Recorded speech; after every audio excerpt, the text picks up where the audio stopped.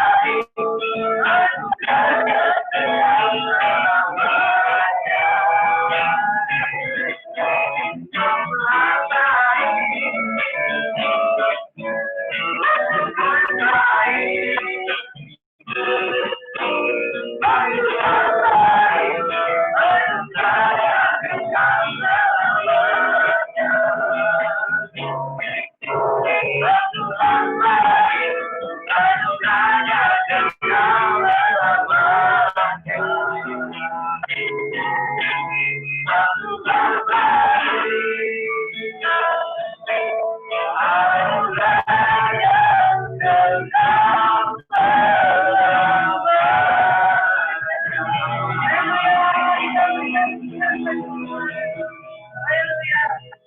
Tuhan kita selalu baik, amin saudara. Puji Tuhan. Mari kita terus memuji Tuhan. Kita mau menyiapkan hati kita untuk kita mendengarkan firman Tuhan. Tuhan, mungkin ini lagi baru, tapi kita bisa belajar bersama-sama ya.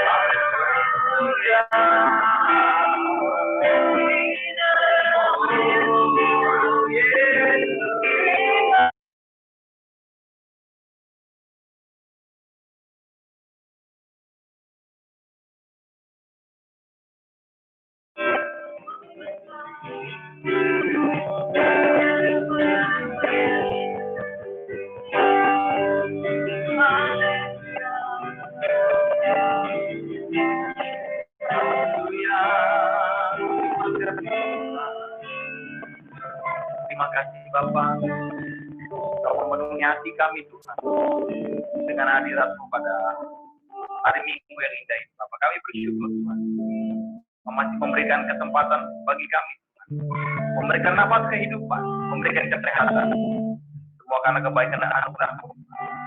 Mengingat apa yang terjadi di luar sana, kami sungguh percaya bahwa perlindungan Allah ada terus, bahwa perlindungan Allah ada bagi setiap umat-umatnya yang terus mengandalkan Tuhan. Terima kasih Bapa. Sebentar kami akan mendengar nasihat-nasihat kebenaran firman Tuhan. Apabila hamba-Mu yang tidak ada apa-apanya ini juga Tuhan, demikian juga jemaat dan umat-Mu Tuhan yang mengikuti ibadah ini melalui tempat mereka masing-masing. Kau memberkati dan Kau hadir di tengah-tengah mereka. Kami bersama-sama bersatu hati menolak segala pikiran kuasa-kuasa yang bukan daripada Tuhan, yang mau menghalangi kebenaran firman Tuhan serta dalam hidup kami. Kami tolong di dalam nama Yesus. Kami berdoa Tuhan, biarlah kuasa Allah yang memerdekakan menguasai kami pada hari ini. Bapak. Terima kasih Bapak. Terpujilah nama-Mu Tuhan Yesus selama-lamanya. Kami siap mendengarkan instruksi. Di dalam nama Tuhan kami bersyukur dan berterima kasih. Yang siap mendengarkan firman Tuhan sama-sama kita katakan amin. Amin. Haleluya.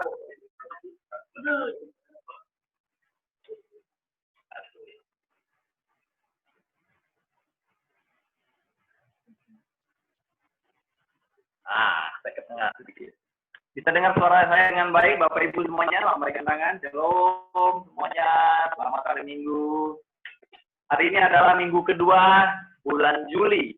Kita sudah melewati setengah daripada tahun 2020 ini. Tuhan mengantarkan kita dalam keadaan sehat, dalam keadaan baik. Itu artinya kita harus melakukan pekerjaan baik. Hidup di dunia ini nggak gratis. Ada kerjaan yang harus kita lakukan, Bapak Ibu Saudara. Amin. Haleluya. Hari ini saya akan membawakan pesan Tuhan, nasihat-nasihat firman Tuhan mengenai temanya adalah Tuhan bekerja di masa-masa yang sulit. Jadi Tuhan bekerja di masa-masa yang sulit dan Dia spesialis untuk bekerja di masa-masa yang sulit. Kalau kita menerima pertolongan Tuhan di masa-masa yang baik, rasanya ucapan syukur kita itu biasa-biasa aja, Bapak Ibu Saudara. Tapi pada saat kita mengalami kesulitan, mengalami keadaan yang tidak enak, tidak menyenangkan, tidak baik, di situ kita mengharapkan pertolongan Tuhan, dan apabila ada pertolongan Tuhan terjadi dalam hidup kita, rasanya ucapan syukur itu berlimpah-limpah. Ya, beda. Nah, kita sangat bersyukur. Nah, puji Tuhan, kita akan belajar mengenai Tuhan bekerja di masa-masa sulit melalui kisah daripada Gideon. Nah, di kitab Hakim-Hakim. Hari-hari ini kita menghadapi semua orang, Bapak Ibu Saudara, keadaan-keadaan yang sulit. Ya, terutama secara khususnya pandemi, walaupun kita tidak harus takut, tapi kita waspada dan berhikmat dalam beraktivitas. Perlu takut. Kemudian kesulitan ekonomi, banyak sekali perusahaan-perusahaan yang melakukan PHK, begitu ya.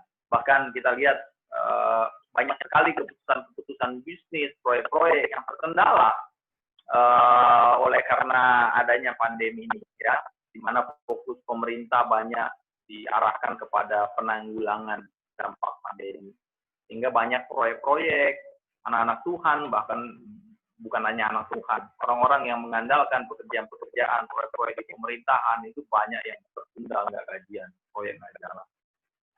Kita juga punya masalah, Bapak Ibu Saudara. Anak kita nggak bisa secara fisik datang ke sekolah. Ya, salah satu teman saya, dia cerita curhat gitu, anaknya sekolah di sekolah mahal lah di Jakarta Barat sana. Anaknya katanya udah lumayan, udah pinter lah, gitulah ya untuk umur dia. Tapi begitu sekolah dari rumah, anak saya kok jadi bodoh. Yang tadinya bisa ini, bisa itu, malah jadi nggak bisa begitu. Kemudian keluar lagi berita simpang siur bahwa sekolah tidak akan dimulai sampai dengan tahun depan, begitu. Muncul kekhawatiran juga bagi orang tua, bagaimana nih anak saya mau belajar di rumah, dimarahin mamanya terus, gitu kan ya, kan mama-mama nggak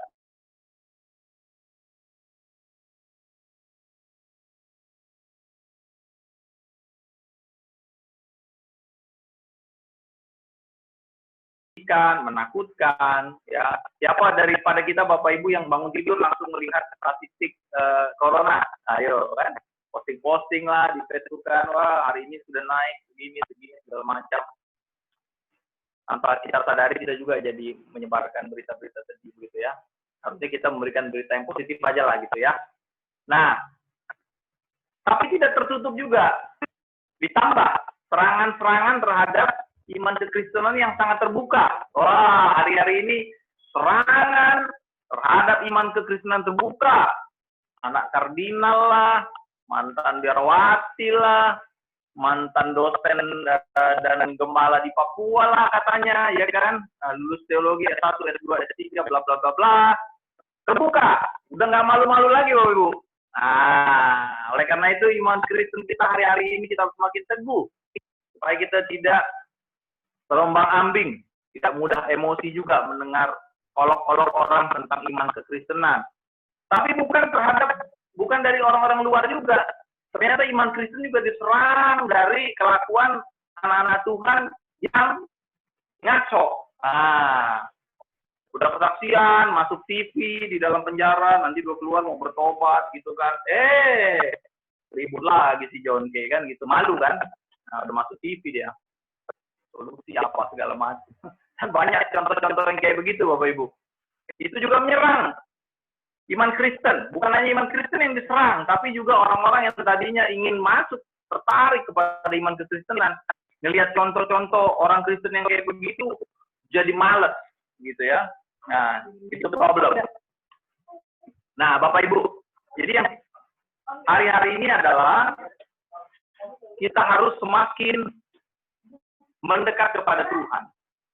Nah, di buku Hakim-Hakim ini menggambarkan tentang masa-masa kegelapan bangsa Israel setelah Yosua mati. Nah, jadi kita tahu bahwa Yosua pada saat dia mengambil alih tugas kepemimpinan bangsa Israel dari Musa, dia memiliki KPI ataupun target untuk membawa masuk bangsa Israel ke dalam tanah Kanaan dan menguasai tanah-tanah yang sudah dijanjikan oleh Tuhan kepada suku-suku di bangsa Israel. Dan kitab Yosua mencatat pencapaian-pencapaian yang luar biasa. Jadi dia memimpin di usianya yang ke-84 katanya, tapi kekuatannya sama seperti umur 40 begitu. Dia berhasil memimpin suku-suku bangsa Israel meraih atau merebut tanah yang sudah dijanjikan Tuhan. Namun belum komplit, belum semua. sampai pada saat Yosua mati. Nah, lalu kemudian bangsa Israel masuk ke dalam masa-masa kegelapan, di mana bangsa Israel itu dipimpin oleh beberapa hakim. Nah, pasca Yosua mati. Nah, di hakim-hakim pasal yang kedua, ayat 10 sampai 13, saya akan bacakan untuk Bapak Ibu semua ya, hakim-hakim pasal 2. Di sini dikatakan demikian Bapak Ibu. Ayatnya yang ke-10 sampai 13. Dikatakan, setelah seluruh angkatan itu dikumpulkan kepada nenek moyangnya, bangkitlah sesudah mereka itu angkatan yang lain yang tidak mengenal Tuhan, ataupun perbuatan yang dilakukannya bagi orang Israel. Lalu orang Israel melakukan apa yang jahat di mata Tuhan, dan mereka beribadah kepada para Baal. Mereka meninggalkan Tuhan, Allah nenek moyang mereka, yang telah membawa mereka keluar dari tanah Mesir, lalu mengikuti Allah lain dari antara Allah bangsa-bangsa di sekeliling mereka, dan sujud menyembah kepadanya, sehingga mereka menyakiti hati Tuhan. Demikianlah mereka meninggalkan Tuhan dan beribadah kepada Baal dan para Asytoret. Dari ayat yang kita baca, kita mengetahui bahwa setelah bangsa Israel masuk ke dalam tanah Kanaan, mereka adalah angkatan baru, Bapak Ibu. Jadi angkatan lama yang keluar dari tanah Mesir itu mati semua di padang gurun. Cuma Yosua dan Kaleb yang bisa masuk. Musa sendiri pun tidak masuk. Baru kemudian masuk tanah Kanaan, muncullah generasi yang dilahirkan selama masa perjalanan mereka di padang gurun, gitu ya. Mereka tidak mengenal Allah, tidak melihat perbuatan-perbuatan Allah yang luar biasa, dan dikatakan di ayat yang ke-10, muncullah angkatan yang tidak mengenal Tuhan atau perbuatan yang dilakukannya bagi orang Israel. Lalu kemudian di ayat 11 dicatat mereka mulai melakukan hal-hal yang jahat di mata Tuhan. Dan hal-hal jahat apa itu? Ternyata yang dimaksudkan di sini adalah bahwa mereka tidak lagi menyembah Allah Israel atau Allah yang benar. Melainkan mereka menyembah justru Allah-Allah bangsa Kanaan. Di ayat yang ke-13 dicatat mereka menyembah kepada Baal dan Asytoret, bukan lagi kepada Allah yang benar. Dan hal itu sungguh menyakiti hati Tuhan. Hari Senin kemarin kita belajar di kelas KOM mengenai jangan mendukakan Roh Kudus. Nah, ini versi perjanjian lamanya. Mereka menyakiti hati Tuhan dengan menyembah Baal dan Asytoret. Tidak lagi berharap kepada Allah Israel. Nah, Bapak Ibu Saudara, orang tua kita, nenek moyang kita, bisa saja mereka orang-orang yang mengenal Tuhan. Orang tua kita mungkin dia yang mendirikan gereja, misionaris, pengerja gereja, ketua majelis. Tapi pertanyaannya adalah, generasi yang lain setelah itu begitu apa enggak? Masih pengerja enggak? Masih majelis enggak? Masih mendirikan gereja enggak? Masih menginjil atau enggak? Ini masalah yang dihadapi oleh bangsa Israel yang menyebabkan kejatuhan mereka ke dalam masa kekelaman. Generasi yang tidak mengenal Tuhannya karena tidak diajarin. Ingat ya, pendidikan anak itu bukan tugas guru di sekolah atau guru sekolah minggu. Tapi pengenalan akan Tuhan itu harus diajarkan oleh orang tuanya di rumah. Ya, yang percaya lambaikan tangan. Jadi tanggung jawab kita loh, saya, Bapak Ibu Saudara, bukan tanggung jawab guru. Problem itu. Namun, pesan Tuhan yang menguatkan kita hari ini, kita akan baca selanjutnya, kisah Gideon ini, bahwa memang Tuhan itu sengaja memakai orang-orang biasa, orang-orang kebanyakan untuk menyatakan kemuliaannya. Coba saya mau lihat di sini orang-orang yang biasa. Itu semua orang-orang biasa, Bapak Ibu. Ya, bukan keturunan Ningrat, darah biru, Bapak kita bukan miliuner, gitu ya. Orang biasa. Tapi kabar baiknya adalah Tuhan kita spesialis dalam menggunakan orang-orang biasa untuk menyatakan kemuliaan-Nya. Bukankah itu kabar yang menyenangkan bagi kita? Amin. Sangat menyenangkan. Nah, di 2 Korintus 4 ayat 7, kita mau buka Alkitab kita. 2 Korintus 4 ayat 7. Paulus mencatat suatu ayat yang luar biasa. 2 Korintus 4 ayatnya yang ke-7. Itu dikatakan judul perikopnya itu adalah rendahkanlah dirimu. Ayat ke-7 berkata demikian Bapak Ibu. Sebab siapakah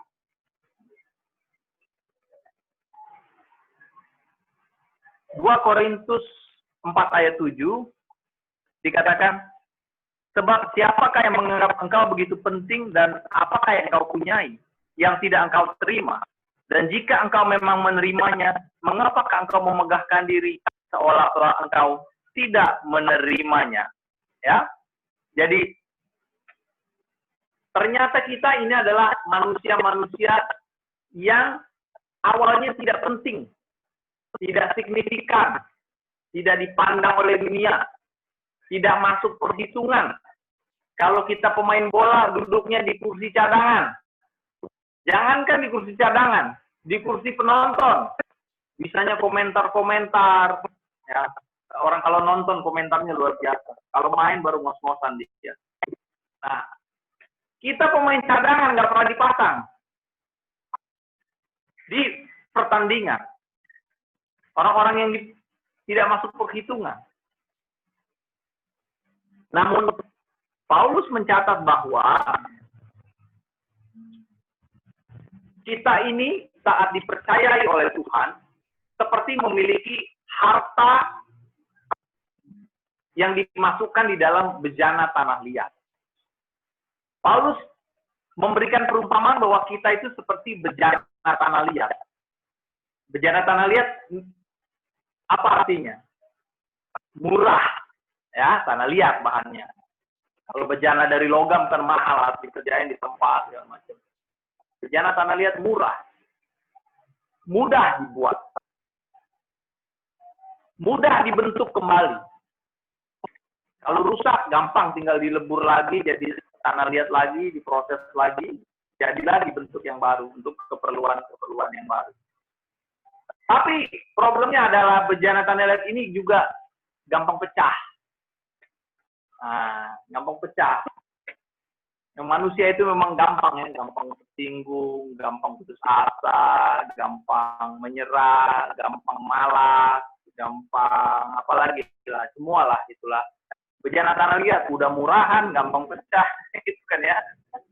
Tapi Paulus memberikan perumpamaan yang luar biasa bahwa karunia Tuhan, kepercayaan yang Tuhan berikan di dalam kita, seperti harta yang tidak berharga, yang sangat berharga, tapi ditaruh di dalam bejana tanah liat. Jadi yang berharga di sini adalah hartanya, itu yang mau disampaikan, bahwa Tuhan menggunakan kita dalam hidup kita untuk menyatakan kemuliaan-Nya, bukan untuk menyatakan kemuliaan kita. Kalaupun kita menikmati berkat-berkat bersama dengan kemuliaan Tuhan itu, puji Tuhan. Artinya kita juga harus memanfaatkan itu untuk pelayanan. Nah, poin yang pertama yang saya mau sampaikan di sini adalah yang pertama, Allah itu bekerja bahkan di dalam masa kekeringan rohani. Tidak dapat dipungkiri dalam kehidupan manusia, acap kali kita mengalami kekeringan rohani. Kekeringan rohani ini bisa disebabkan oleh banyak hal, Bapak Ibu Saudara. Bisa karena permasalahan eksternal, ya, masalah di pekerjaan kita, masalah di lingkungan, keluarga kita, kakak beradik bertengkar begitu ya. Ada kasus kemarin di Sumatera itu anak menuntut ibu karena tidak bagi warisan. Lalu di Sulawesi anak menuntut ibunya ke polisi karena tidak dikasih motor begitulah ya. Jadi masalah dunia itu aneh-aneh. Tapi masalah eksternal itu bisa membuat kita menjadi kering rohani. Kita jadi malas. Siapa yang nggak pernah malas? Nggak mungkin. Dalam satu masa dalam hidup kita, kadang-kadang kita malas. Bahkan termasuk malas pelayanan, Bapak Ibu. Jangan salah. Nggak ada manusia super di sini. Malas pelayanan, malas baca Alkitab, malas berdoa, malas dan malas-malas yang lainnya. Termasuk malas bekerja gitu kan. Nah, di Efesus 1 ayat 11, firman Tuhan melalui Rasul Paulus berkata mengenai hal yang luar biasa. Efesus 1 ayat 11. Dikatakan demikian, Bapak Ibu.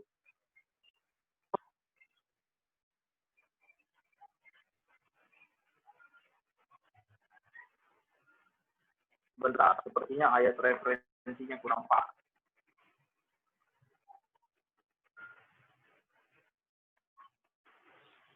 Kita membuka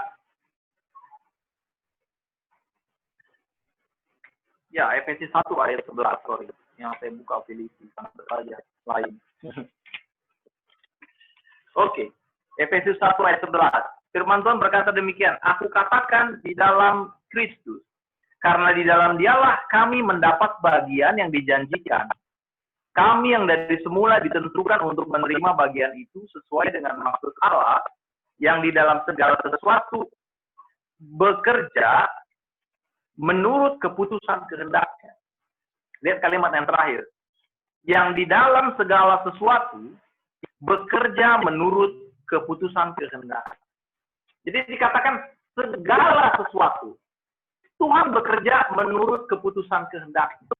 Jadi tidak ada aspek dalam kehidupan kita apapun yang di luar kontrol Tuhan. Baik di dalam keberhasilan, kegagalan, di dalam pencobaan, di dalam ujian, maupun di dalam proses. Itu ada campur tangan Tuhan yang absolut atau luar biasa. Dia berdaulat di situ. Kecuali kita tidak mengizinkan Tuhan bekerja. Di situ problem terjadi. Jadi Efesus 11 ayat 1 ayat 11 tadi, di dalam segala sesuatu bekerja, dan yang paling penting adalah menurut keputusan kehendak. Nah, kalau kita lihat di kisah Gideon, saya akan membacakan untuk kita apa sih sebenarnya yang terjadi di masa Gideon ini. Itu di Hakim-Hakim pasalnya yang ke-6. Dikatakan begini di Hakim-Hakim pasal 6. Tetapi orang Israel melakukan apa yang jahat di mata Tuhan. Sebab itu Tuhan menyerahkan mereka ke dalam tangan orang Midian 7 tahun lamanya. Dan selama itu orang Midian berkuasa atas orang Israel. Karena takutnya kepada orang Midian itu, maka orang Israel membuat tempat-tempat perlindungan di pegunungan, yakni gua-gua dan kubu-kubu. Setiap kali orang Israel selesai menabur, datanglah orang Midian, orang Amalek, dan orang-orang dari sebelah timur. Lalu maju mendatangi mereka. Berkemahlah orang-orang itu di daerah itu, dan memusnahkan hasil tanah itu sampai ke dekat Gaza. Dan tidak meninggalkan bahan makanan apapun di Israel. Juga domba atau lembu atau keledai pun tidak. Sebab orang itu datang maju dengan ternaknya dan kemahnya, dan datangnya itu berbanyak-banyak seperti belalang. Orang-orangnya dan unta-untanya tidak terhitung banyaknya, sekaliannya datang ke negeri itu untuk memusnahkannya. Sehingga orang Israel menjadi sangat melarat oleh perbuatan orang Midian itu. Lalu berserulah orang Israel kepada Tuhan. Ayat yang ke-7, ketika orang Israel berseru pada Tuhan karena orang Midian itu, maka Tuhan mengutus seorang nabi kepada orang Israel yang berkata kepada mereka, beginilah firman Tuhan Allah Israel, aku yang menuntun kamu keluar dari Mesir dan yang membawa kamu keluar dari tanah rumah perbudakan. Aku melepaskan kamu dari tangan orang Mesir dan dari tangan orang yang menindas kamu. Bahkan aku menghalau engkau dari depanmu dan dari negeri yang kuberikan kepadamu. Dan aku telah berfirman kepadamu, akulah Tuhan Allahmu, maka janganlah kamu menyembah Allah orang Amori yang negerinya kamu diami ini. Dan ini kalimat yang paling penting kita garis bawahi. Tetapi kamu tidak mendengarkan firman-Ku. Jadi penyebab bangsa Israel jatuh selama 7 tahun di dalam kuasa bangsa Midian adalah justru karena mereka tidak mendengarkan firman Tuhan sebagaimana di ayat yang ke-10, kalimat yang terakhir. Jadi kita lihat di sini ada satu siklus, Bapak Ibu Saudara. Kalau kita baca terus, bangsa Israel jatuh dalam dosa. Dia menyembah Baal Asitoret. Sehingga Tuhan mengizinkan musuh itu bangkit menyerang mereka. Dalam hal ini adalah bangsa Midian. Karena musuh itu bangsa Israel menjadi menderita, dan di saat mereka menderita, mereka mulai berseru pada Tuhan. Nah, ini kan tipikal manusia ya. Jadi ini siklus kehidupan. Pada saat dia berseru pada Tuhan, lalu Tuhan mengirimkan nabi, mengirimkan solusi, mengirimkan jalan keluar supaya bangsa Israel mengalami kelegaan. Dan setelah kelegaan terjadi, mereka lupa lagi dan jatuh lagi dalam dosa. Nah, itu siklusnya. Ya. Mohon maaf, tapi ini terjadi juga di hidup kita. Jatuh dalam dosa, ada masalah, berseru nangis-nangis pada Tuhan, lalu ada kelegaan, ada jalan keluar, dan repeat, jatuh lagi dalam dosa. Jadi Tuhan memberikan kisah ini untuk kita belajar, jangan diikutin Bapak Ibu. Karena ini adalah siklus natural yang dihadapi oleh orang yang hidup tidak sungguh-sungguh di dalam Tuhan. Pasti begini siklus hidupnya. Sangat tipikal dan sangat generik begitu ya. Siklusnya terjadi begitu. Nah, 7 tahun lamanya bangsa Israel ada di dalam kuasa orang Midian. Ini luar biasa mengerikan. Saya kasih gambaran. Mereka, bangsa Midian ini adalah bangsa nomaden. Jadi orang yang hidupnya berpindah-pindah. Berpindah-pindah berdasarkan apa? Berdasarkan daerah mana yang lagi panen. Gitu ya. Jadi bangsa Israel, mereka menanam, bercocok tanam, kayak padi ben, contohnya nanam singkong gitu kan ya. Nah, tapi pas sudah masuk masa panen, saya nggak tahu singkong itu berapa bulan, 3 bulan, 4 bulan, lalu datanglah tetangganya padi ben, ambilin singkong itu, ya kan? Wah, itu rasanya itu luar biasa Bapak Ibu, betul nggak? Marah gitu kan ya. Kesel gitu, tapi bayangkan kalau tetangga yang Pak Diben yang ambil singkong ini orangnya agresif gitu ya, sambil marah-marah, bawa pentungan gitu, bawa golok gitu kan. Jadi walaupun Pak Diben dia badannya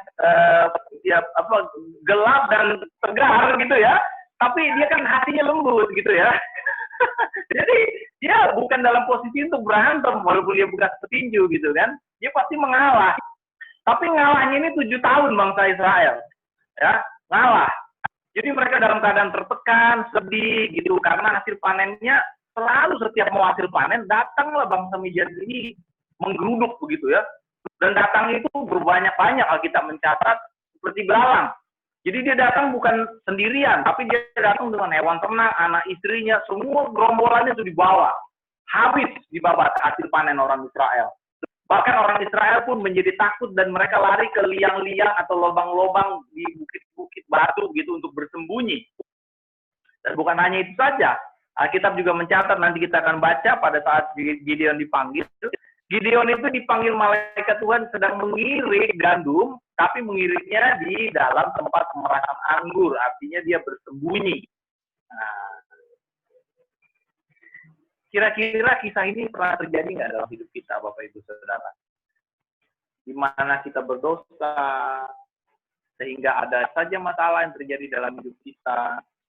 Mungkin dalam masalah itu kita bergumul, mencari tahu apa penyebabnya ini ya.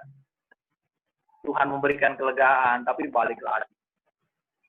Jatuh dalam dosa. Nah, kita tidak mau mengulang hal yang sama seperti bangsa Israel.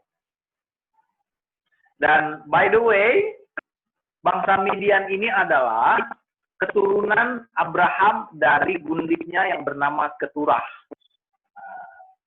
Jadi yang namanya polygamers itu selalu mendatangkan masalah, ya. Abraham lah, siapa lagi tuh polygamers semua itu. Itu problem semua Bapak Ibu. Karena ujung-ujungnya keturunannya ribut, nggak selesai.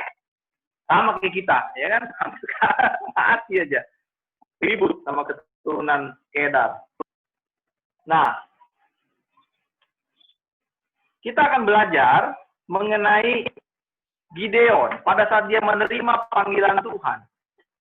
Kita akan masuk pada poin kedua di mana Allah menggunakan orang-orang yang biasa untuk tujuan kemuliaannya.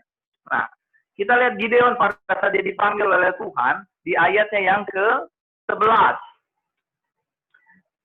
Dari Hakim-Hakim 6. Dikatakan, kemudian datanglah malaikat Tuhan dan duduk di bawah pohon terbantin di Ofra, kepunyaan Yoas, orang Abieder itu. Sedang Gideon anaknya mengirit gandum di dalam tempat pemerasan anggur, agar tersembunyi bagi orang Midian. Malaikat Tuhan menampakkan diri padanya dan berfirman padanya demikian, Tuhan menyertai engkau, ya pahlawan yang gagah berani. Jawab Gideon kepadanya, ah Tuanku, jika Tuhan menyertai kami, mengapa semuanya ini menimpa kami? Di manakah segala perbuatan-perbuatannya yang ajaib yang diceritakan oleh nenek moyang kami kepada kami? Sehingga ketika mereka berkata, bukankah Tuhan telah menuntun kita keluar dari tanah Mesir? Tapi sekarang Tuhan membuang kami dan menyerahkan kami ke dalam cengkraman orang Midian. Lalu berpalinglah Tuhan kepadanya dan berfirman, pergilah dengan kekuatanmu ini dan selamatkanlah orang-orang Israel dari cengkraman orang Midian. Bukankah aku mengutus engkau? Tetapi jawabnya kepadanya, ah Tuhan, Tuhanku, dengan apakah akan kuselamatkan orang Israel? Ketahuilah kaumku adalah yang paling kecil di antara suku Manasye, dan aku pun seorang yang paling muda di antara kaum keluarga.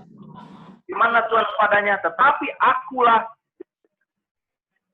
yang menyertai engkau, sebab itu engkau akan memukul kalah orang Midian itu sampai habis. Nah, kalau kita baca ayat selanjutnya di bawahnya, Gideon itu meminta tanda, jangan pergi sebelum saya memberikan jamuan. Lalu dia mengolah anak domba, lalu kemudian malaikat Tuhan itu membakar habis makanan yang disediakan oleh Gideon. Barulah di situ Gideon merasa yakin bahwa itu adalah panggilan Tuhan atas dirinya. Nah, Bapak Ibu, Tuhan dalam kisah Gideon ini menggambarkan mengenai bahwa Tuhan spesialis dalam menggunakan orang-orang biasa untuk tujuan kemuliaannya. Ingat, garis bawah nih, untuk tujuan kemuliaan Tuhan, bukan untuk tujuan mengangkat manusia biasa ini. Dia masih sebagai alat aja. Kayak kita. Kita ini adalah tools, alat. Ada yang jadi gunting, ada yang jadi lem, ada yang jadi apa lagi tuh? Jadi obeng, ada yang jadi martil. Dan kita nggak bisa bilang obeng lebih baik daripada gunting, karena saya nggak bisa gunting kertas pakai obeng. Demikian juga kebalikannya Bapak Ibu, ya paham ya ilustrasi ini. Nah, kita lihat apa yang terjadi dengan Gideon. Yang pertama, di ayat yang ke 13 dikatakan, Gideon menjawab, ah Tuanku, jika Tuhan menyertai kami, mengapa semuanya ini menimpa kami? Di manakah segala perbuatanmu yang ajaib, dan seterusnya. Pertama, Gideon itu takut. Gideon itu takut dan dia merasa kalah. Dia melihat dengan mata kepalanya sendiri 7 musim berturut-turut masa panen habis dilalap oleh para penjarah atau bangsa Midian ini. Ya. Gideon menjadi takut dan kalah dan dia memiliki mental takut. Puji Tuhan. Tuhan kita tahu bahwa manusia memiliki nilai atau memiliki sifat dasar takut.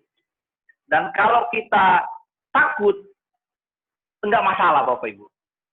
Karena firman Tuhan banyak ngomong, jangan takut. Ya, kalau kita takut, Tuhan bilang jangan takut. Akan menjadi masalah kalau kita terus hidup di dalam ketakutan. Nah, itu problem. Tapi kalau kita takut, kita ada khawatir, oh puji Tuhan. Tuhan mengerti akan kelemahan manusia, sehingga dia katakan, jangan takut dan jangan khawatir. Nah, di Hakim pasal 6 ayat ke-1, Gideon itu mengirik di tempat pemerasan anggur. Nah, artinya apa?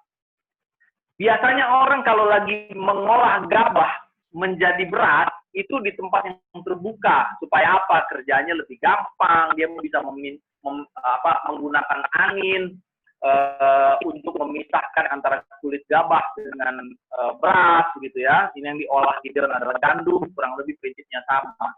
Tapi lucunya adalah Gideon ini memilih tempat tersembunyi, yakni di dalam pengirikan atau di dalam pemerasan anggur. Dia takut dan dia bersembunyi. Kadangkala kalau ada masalah dalam hidup kita, kita mengambil keputusan yang salah juga, malah bersembunyi. Padahal Tuhan katakan bahwa apabila kita menghadapi masalah, tidak masalah seberapa besar problem yang kita alami. Tapi yang paling penting adalah di saat problem itu terjadi, kita melibatkan Tuhan. Itu Bapak Ibu Saudara. Kita terlibat hutang, begitu ya. Jadi jangan kabur, dibayar hutangnya.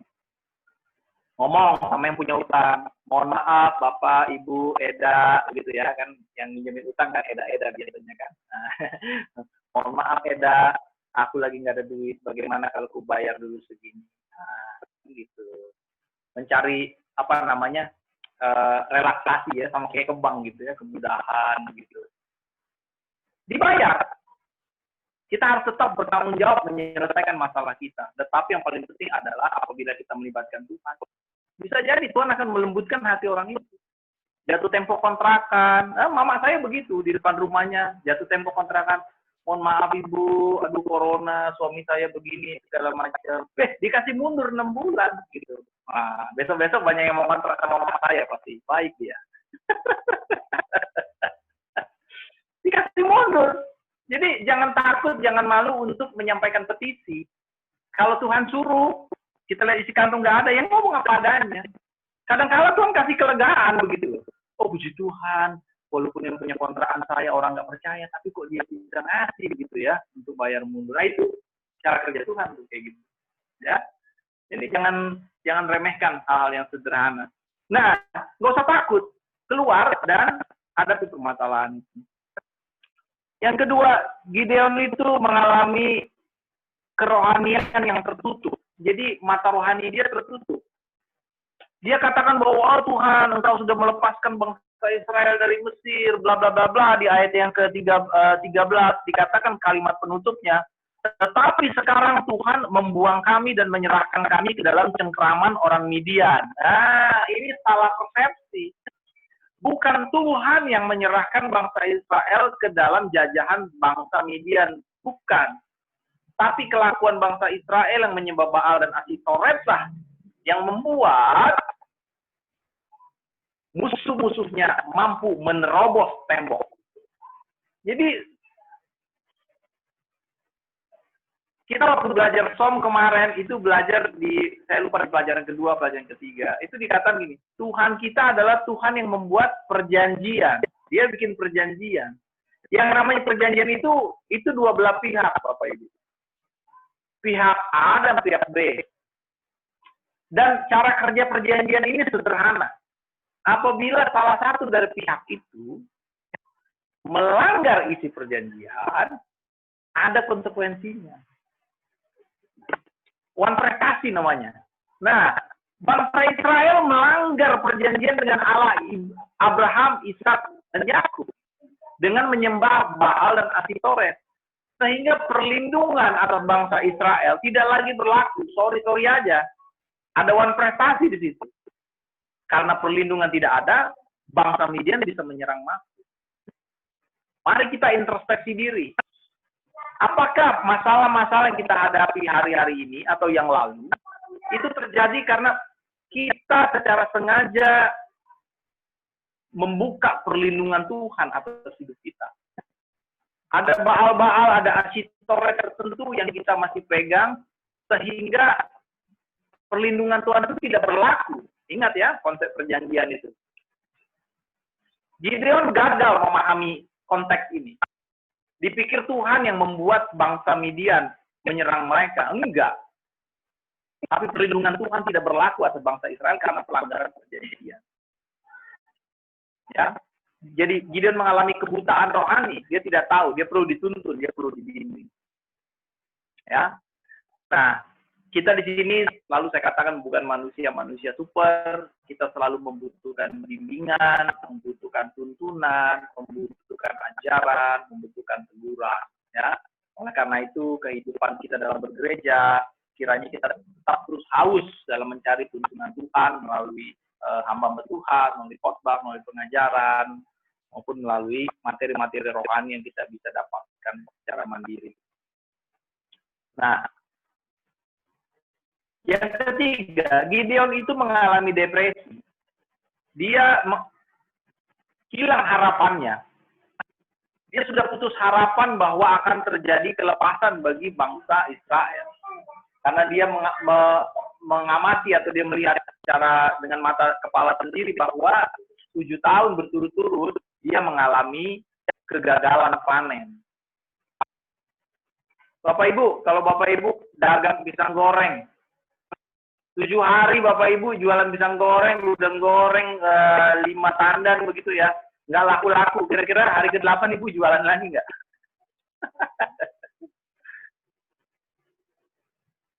Depresi Bapak Ibu. Di dalam bisnis saya selalu bilang ke teman-teman saya yang baru startup, bahwa ukuran bisnis kamu bisa jalan atau akan mulus jalan ke depan adalah 3 tahun. 3 tahun masa depresi. Lewat 3 tahun, dia bisa jalani menutupi semua kos-kosnya dia, ada sedikit keuntungan, berarti bisnis dia jalan. 3 tahun loh. Kalau ada orang hari begini, 7 tahun melakukan satu hal atau usaha, tapi terus gagal. Tapi dia masih terus. Saya perlu acungi jempol, itu orang hebat dan luar biasa.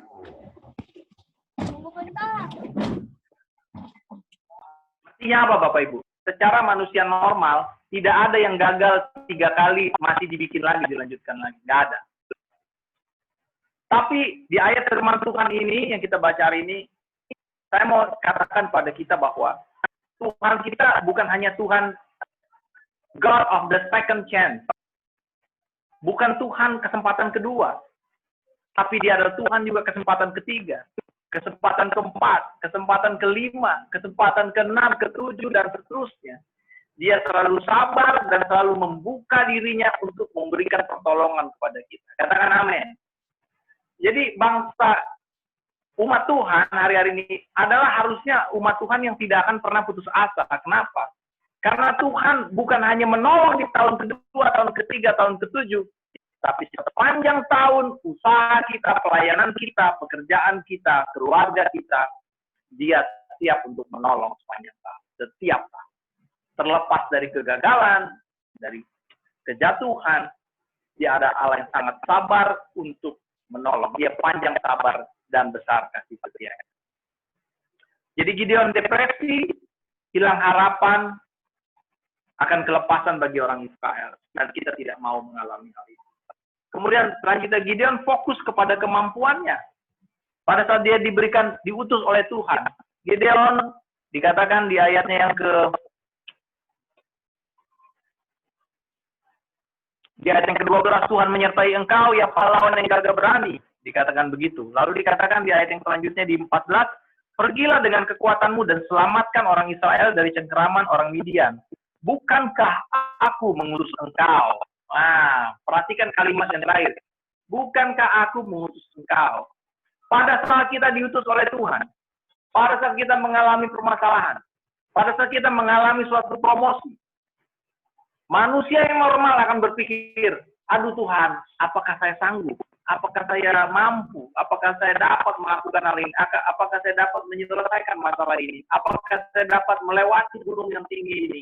Melewati lembah yang curam ini? Dia lupa. Tuhan menekankan di ayat yang ke-14 tadi, di kalimat terakhir, bukankah aku mengutus engkau? Saya ambil ilustrasi contoh. Misalnya, saya dipanggil sama Pak Jokowi, gitu ya. Mansur sini dulu, kan? Siap Pak Jokowi, ada apa?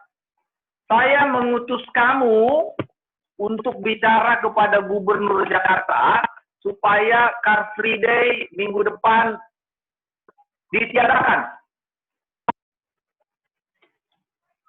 Lalu saya bilang, Pak Presiden, saya ini siapa Pak Presiden? RT bukan, RW bukan, lurah, camat bukan, itu. Siapa kayak nyuruh-nyuruh gubernur? Tapi Pak Jokowi ngomong begini, bukankah aku mengutus kamu? Jadi masalahnya bukan messengernya, bukan alatnya, tapi siapa yang ngutus? Nah, ngerti Bapak Ibu ya? Siapa yang ngutus kita, itu yang paling penting. Waktu Pak Gubernur Jakarta, saya datang ke mejanya, saya bilang, Bapak, saya datang atas nama Presiden Joko Widodo yang mengutus saya, dan perintah beliau adalah Car Free Day minggu depan ditiadakan. Berani nggak dia bikin Car Free Day? Nggak berani. Bukan karena saya ngomong, tapi karena saya membawa nama orang yang berkuasa, lebih dari dia, si gubernur ini, untuk menyatakan satu keputusan. Bukankah Allah kita ada Allah yang mengatasi seluruh alam semesta dan berkuasa dan mengontrol segala sesuatu? Dan dia mau katakan kepada kita hari ini, kepada saya, kepada Pak Diben, kepada Bu Sinta, Intang, Pak Thomas, kepada Mbak Evi, kepada kita semua yang ada di sini. Bukankah aku mengutus kamu? Kalau Tuhan sudah mengutus kita, siapa yang berani bantah? Nggak ada yang berani, Bapak Ibu. Udah paling tinggi. Posisi udah paling tinggi, super power. Jadi, pahamilah bahwa kita diutus oleh Allah yang besar, Allah yang luar biasa. Dan kalau Allah sudah memberikan pengutusan, ya di Markus pasal yang terakhir, pergi dan beritakan Injil sampai ke ujung bumi, baptislah mereka dalam nama Bapa, Putra, dan Roh Kudus, dan mereka akan diselamatkan. Nah, nggak ada yang bisa halangin. Makanya pemberitaan Injil nggak boleh berhenti. Lanjut terus. Karena surat keputusan dari surga masih berlaku sampai saat ini. Amin. Nah, selanjutnya, Gideon ragu akan janji Tuhan, sehingga dia minta tanda. Pada saat dia diutus, kamu akan mengalahkan bangsa Midian, bla bla bla bla, segala macam. Lalu Gideon, aduh, gue nggak percaya nih. Saya minta tanda dong. Tandanya gimana? Saya akan menyembeli anak domba begitu ya, lembu. Kemudian saya akan persembahkan sebagai jamuan. Nah, jangan pergi dulu katanya.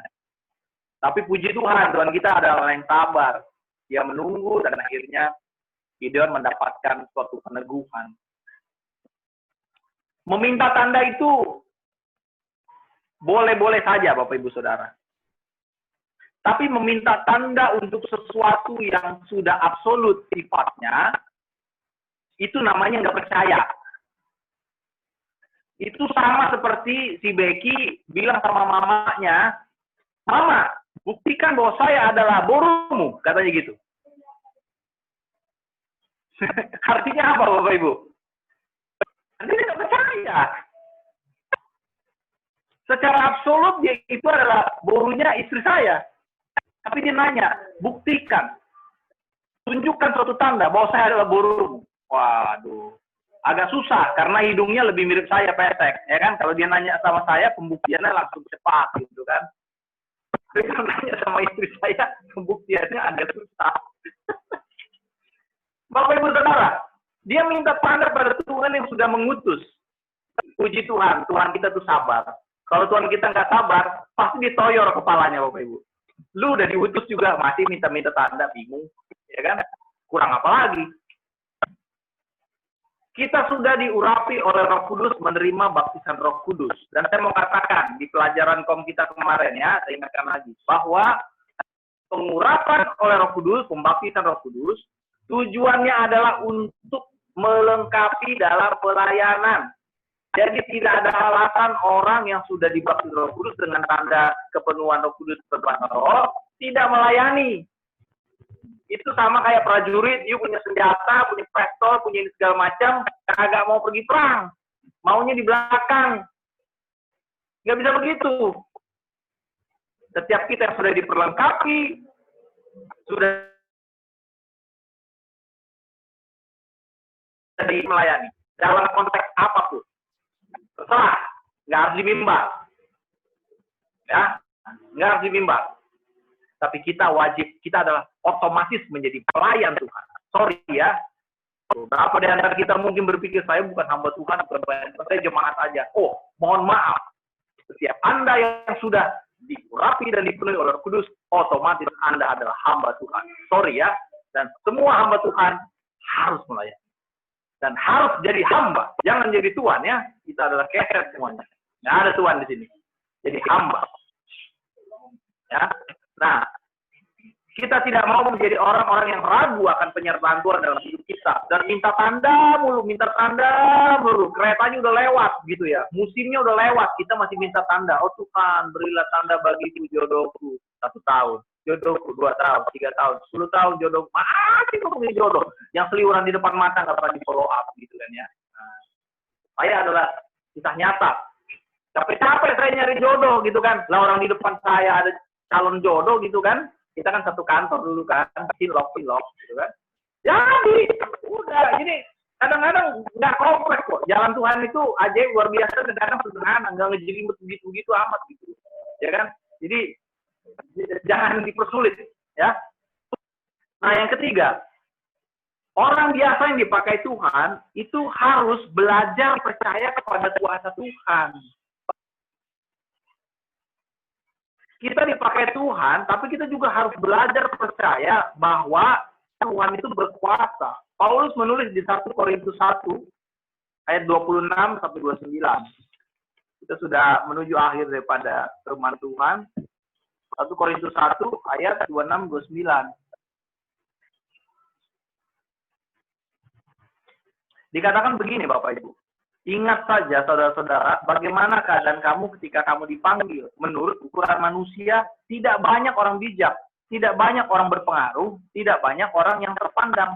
Tetapi apa yang bodoh bagi dunia dipilih Allah untuk memalukan orang-orang yang berhikmat, dan apa yang lemah bagi dunia dipilih Allah untuk memalukan apa yang kuat.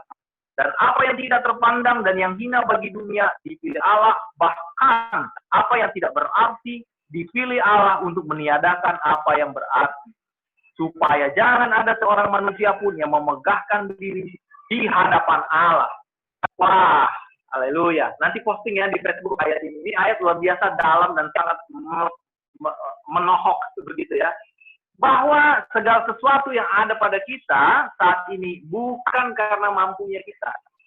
Tapi dikatakan di ayat 29 bahwa jangan sampai ada orang manusia pun yang memegahkan diri di hadapan Allah.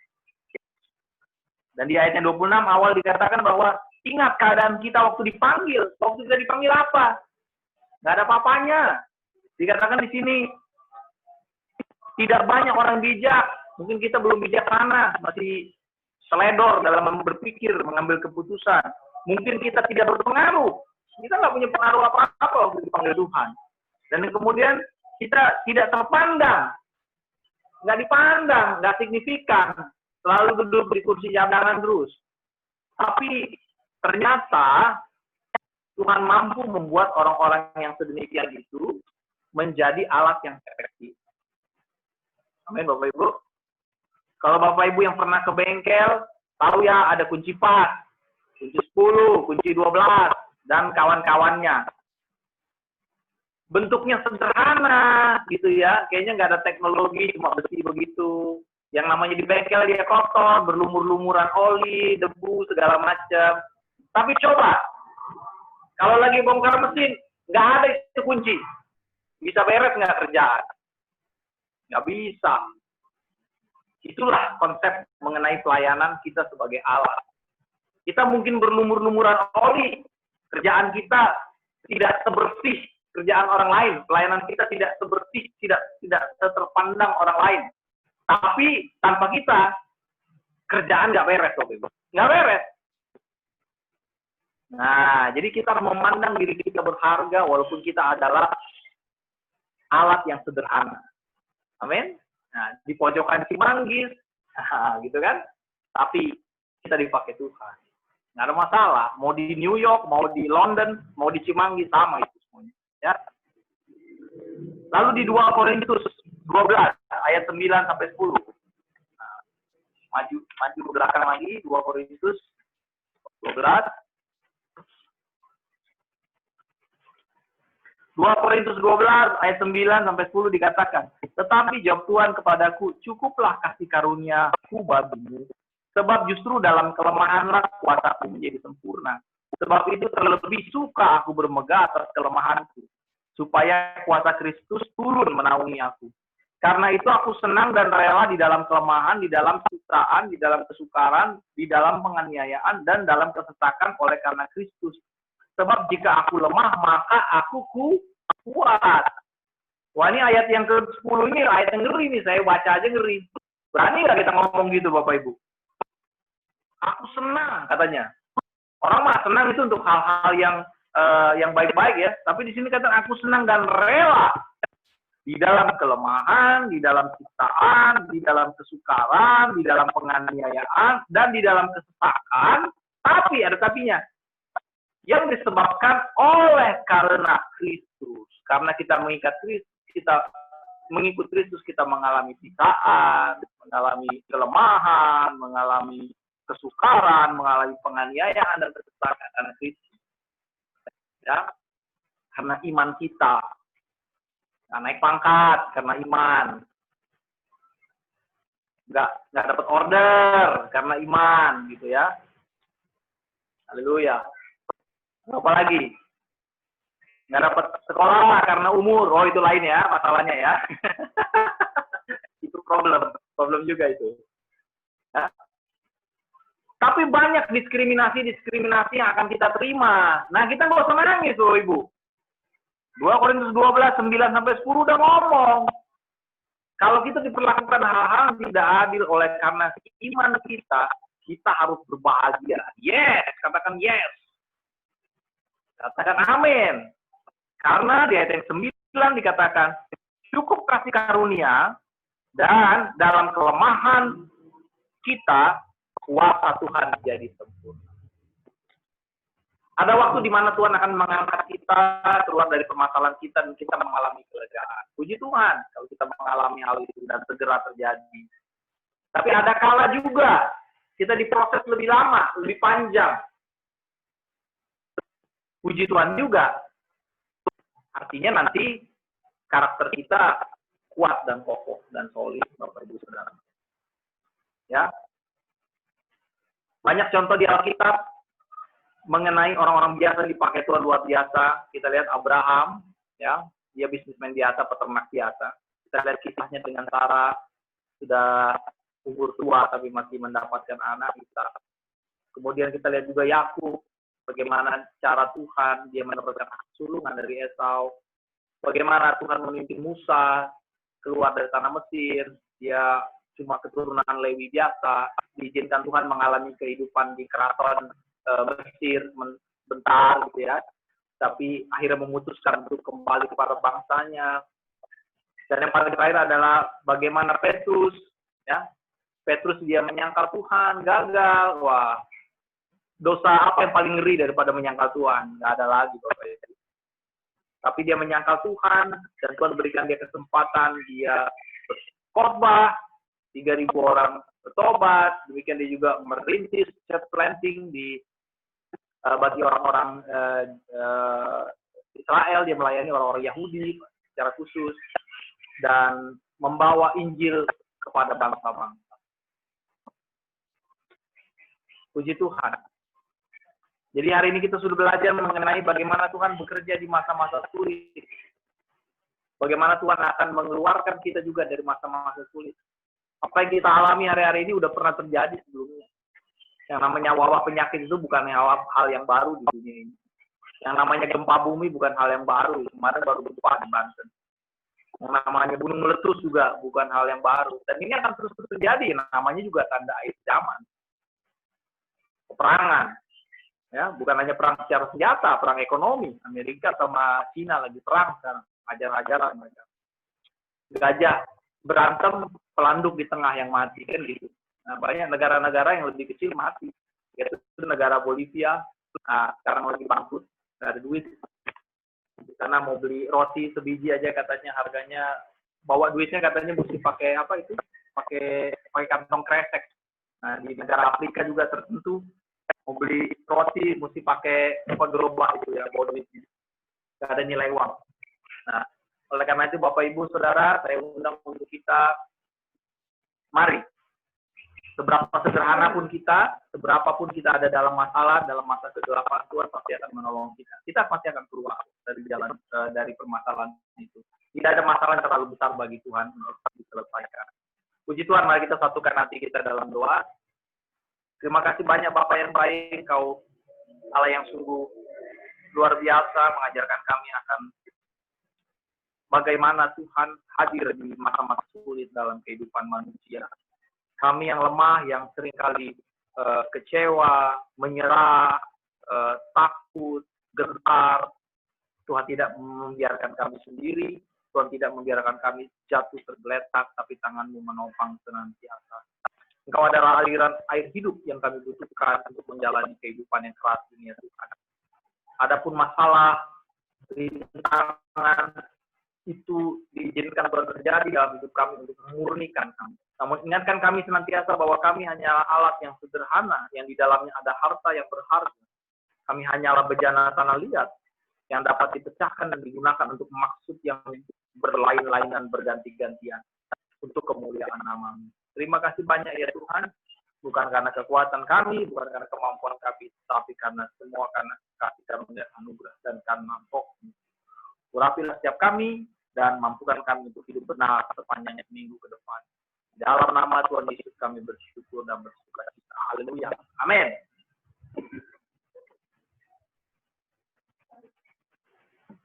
Ada pengumuman Pak Diben? Ada Pak. Matikan itu. Puji Tuhan. Shalom, selamat hari Minggu semuanya. Terima kasih buat firman Tuhan yang sudah disampaikan oleh hambanya, Pak Mansur. Kita masih dalam persiapan untuk ibadah Minggu secara offline. Itu pun nanti kita akan lihat, kita akan memastikan segala sesuatunya. Kemudian kemungkinan besar kita akan mulai di bulan Agustus ya. Agustus minggu awal kita akan ibadah offline. Hari ini saya mengumumkan untuk kita bisa bertemu untuk melakukan apa istilahnya itu ya, persiapan ya di gereja. Jadi simulasi semacam itu, simulasi. Tetapi ada beberapa, hanya 2 orang yang konfirmasi, yang lain tidak atau belum konfirmasi. Jadi saya harap itu semuanya, semua pelayan Tuhan, semuanya hadir. Sehingga kita semua tahu bertanggung jawab penyelenggaraan ibadah secara offline. Jadi jangan cuma biarin saya sendiri sama Pak Mansur yang ada di situ. Semua tahu karena kita akan melayani orang lain, jemaat yang akan datang ibadah. Kita punya pemahaman pelatihan yang sama. Supaya kita juga jangan sampai disebut nanti ada klaster baru lagi. Karena kita tidak mempersiapkan diri dengan baik. Jadi khusus untuk pengerja pelayan Tuhan, kalau hari ini jam 3 nanti tidak bisa, maka nanti kita cari atur waktu yang tepat. Semua hadir. Intang minta izin karena sakit, badan lagi nggak enak, lagi panas, demam, tidak bisa hadir. Kemudian yang lain belum ada jawaban. Pak Lukas juga izin karena masih kerja. Saya berharap semua kita kumpul sama-sama supaya kita semua tahu protokolnya. Sepakati protokolnya.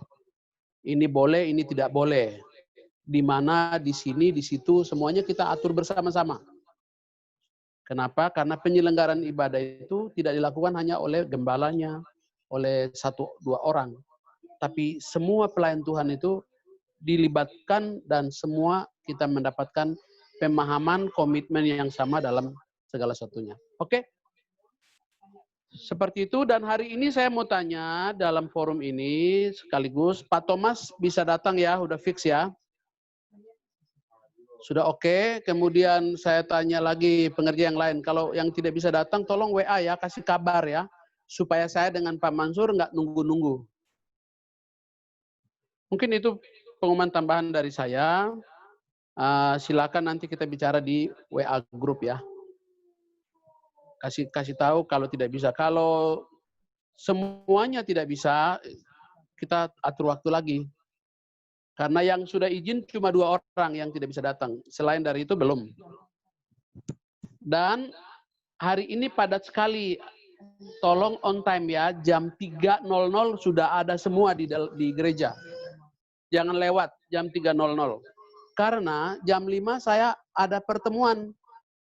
Lalu jam 7 lagi saya ada pemberkatan, ada pernikahan, ada acara nikah. Padat banget.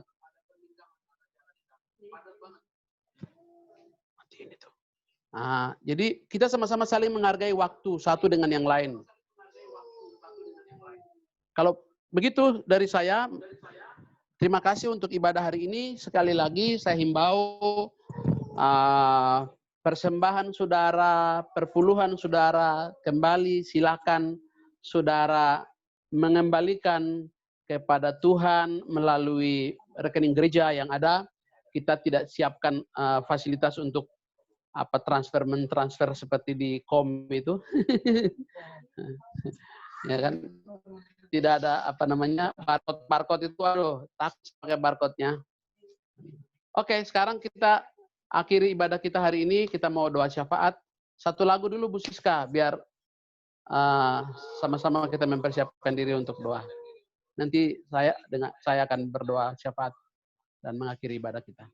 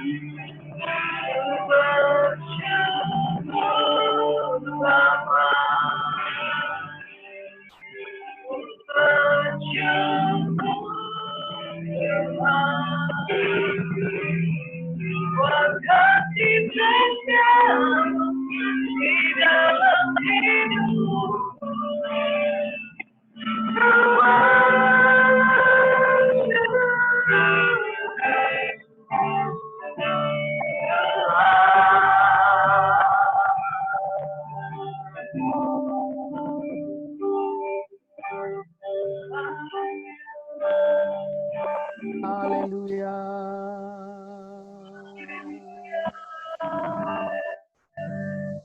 Terima kasih Tuhan, terima kasih. Terima kasih buat firman Tuhan hari ini. Terima kasih buat Pak Mansur yang telah Engkau pakai untuk menjadi saluran berkat buat kami di minggu ini. Terima kasih Tuhan, kami mau belajar dari kebenaran yang sudah ditaburkan kepada kami. Terima kasih Tuhan, urapi dan berkati hamba-Mu ini dalam pelayanannya serta keluarganya. Lindungi dan pagari dan semua pelayanan yang dikerjakan yang Kau buat berhasil. Demikian juga kami berdoa Tuhan, orang tuanya, keluarga besarnya, Tuhan memberkati, Tuhan lindungi. Kami berdoa juga Tuhan buat semua jemaat-Mu yang mengikuti ibadah hari ini. Tuhan memberkati, berlimpah-limpah. Berkati bangsa dan negara kami Indonesia Tuhan, dari Sabang sampai Merauke, rakyat Indonesia, gereja Tuhan di bangsa ini. Kami berdoa menyerahkan ke dalam tangan-Mu. Tuhan berikan hikmat, Tuhan berikan marifat, Tuhan berikan karunia-karunia Tuhan terus bekerja di dalam gereja Tuhan. Serta dalam kepemimpinan pemerintahan Republik Indonesia. Mulai Pak Presiden, seluruh menteri yang ada, sampai dengan tingkat lurah dan RT, Tuhan beri hikmat. Secara khusus penanggulangan COVID yang sedang terus masih dilakukan. Tuhan beri penelitian, berikan hikmat dan marifat, kepekaan kepada mereka untuk mereka mengambil kebijakan-kebijakan secara bijaksana, secara cepat, tepat, dan Indonesia pulih dari penyakit COVID Corona yang sedang kami hadapi. Berdoa Tuhan, menyerahkan secara khusus keuangan buat bangsa ini, keuangan, kami berdoa buat Menteri Kesehatan, ya, beri hikmat kepada mereka. Berdoa buat semua sakit, baik swasta maupun pemerintah. Secara khusus pasien COVID yang hari ini kami dengar jumlahnya semakin banyak. Kami berdoa Tuhan sampai walaupun banyak tetapi semuanya sembuh. Dan itu yang kami harapkan dalam nama Yesus. Itu yang terjadi. Dan meninggalnya, kematian menjadi 0. Kami berdoa dalam nama Yesus. Dalam nama Yesus. Dan biarlah penyebaran COVID ini dihentikan. Bahkan semakin menjadi lemah. Tidak kuat lagi. Walaupun beredar tetapi tidak berdaya lagi. Karena kuasanya sudah dipatahkan. Kuasanya sudah dihancurkan. Kuasanya sudah dikalahkan. Dalam nama Yesus Kristus. Kesembuhan nilai jumlahnya semakin banyak. Bahkan semua orang yang terjangkit menjadi sembuh. Dan nama Tuhan dipermuliakan. Dan jumlah kematian menjadi 0. Itulah yang kami harapkan. Dalam nama Yesus. Kami minta yang terbaik dari Tuhan. Segala hal yang baik daripada Allah. Turun atas bangsa ini. Pulihkan, sembuhkan seluruh mereka yang sedang ada di dalam rumah sakit. Baik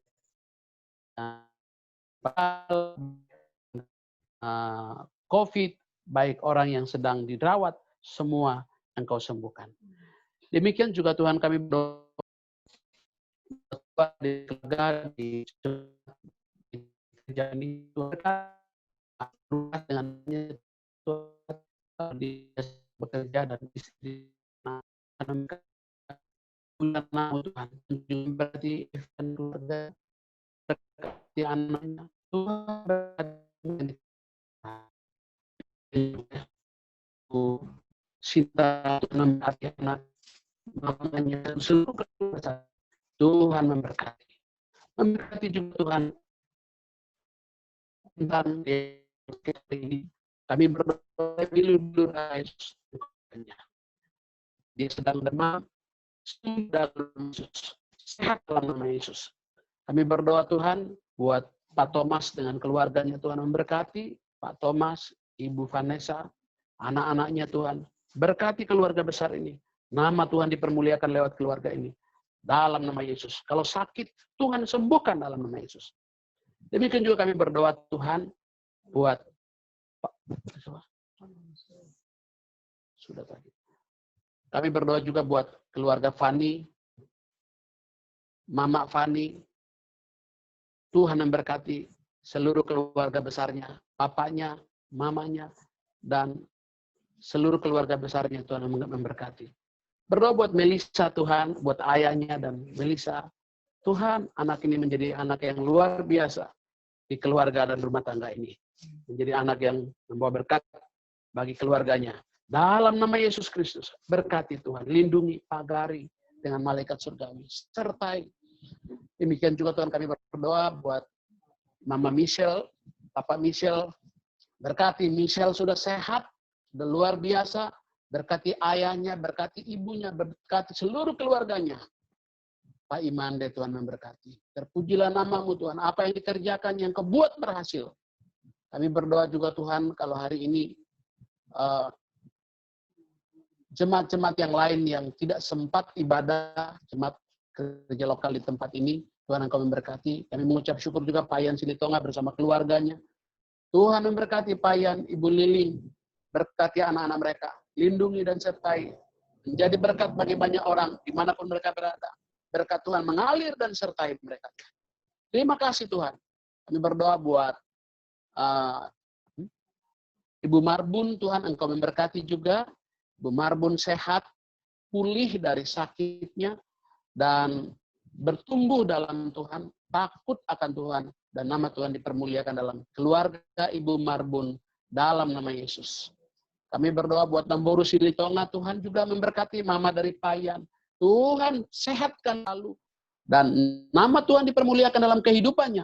Menjadi ibu yang baik bagi anak dan cucu-cucunya. Nama Tuhan dipermuliakan. Terima kasih Tuhan. Biar melalui persekutuan ini, Tuhan namamu dipermuliakan. Melalui ibadah ini, nama Tuhan dipermuliakan. Kami juga berdoa Tuhan memberkati Figlen dan keluarga besarnya, Tuhan memberkati.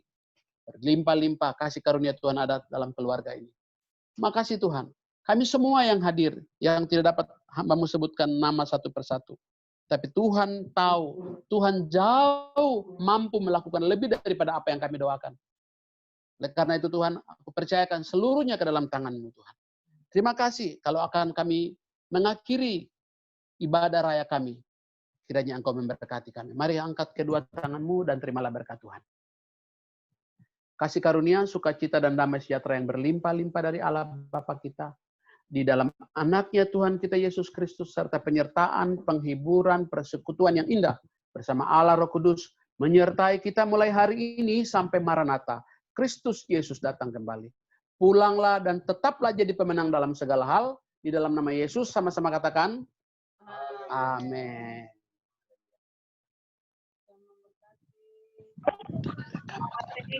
Tuhan Yesus memberkati.